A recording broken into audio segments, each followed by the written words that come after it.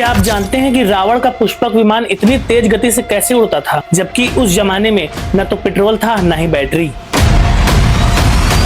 Modern दुनिया को लगता है कि हवा में उड़ने का सफर 1903 में राइट ब्रदर्स ने शुरू किया, लेकिन अगर हम इतिहास के पन्ने में लाखों साल पहले त्रेता युग में जाएं, तो हमें वाल्मीकि रामायण के सुंदर कांड में एक ऐसे एयरक्राफ्ट का जिक्र मिलता है जिसके इतने एडवांस फीचर थे कि वो आज के एडवांस जेट के फीचर्स को भी खिलौना साबित कर दे। जी हाँ, हम बात कर रहे हैं रावण के पुष्पक विमान की। वाल्मीकि रामायण के अनुसार भगवान विश्वकर्मा ने इस विमान को ब्रह्मा जी के लिए बनाया था, जिसे बाद में कुबेर को दे दिया गया और कुबेर से बाद में रावण ने छीन लिया।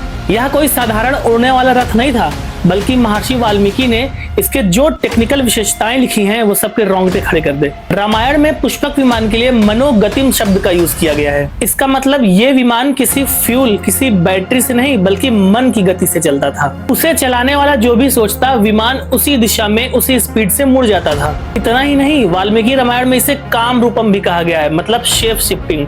ये विमान छोटा बड़ा कुछ भी हो सकता था, कितने भी सैनिक हो इसमें आराम से आ सकते थे, चाहे वो लाख हो चाहे करोड़, और हमेशा सीट खाली ही रहती थी। यह विमान रात के अंधेरे में खुद की रोशनी से चमकता था और अपना तापमान भी यह खुद कंट्रोल कर सकता था। जब भगवान राम ने रावण का वध किया तो वो इसी पुष्पक विमान से अयोध्या वापस लौटे थे और इसके बाद उन्होंने इस पुष्पक विमान को वापस कुबेर को सौंप दिया था। तो क्या रामायण काल का ये विमान महज एक कल्पना थी, या हमारे पूर्वजों के पास ऐसी टेक्निक थी जिसे आज के मॉडर्न साइंस में अचीव कर पाना लगभग नामुमकिन है? कमेंट में बताइए।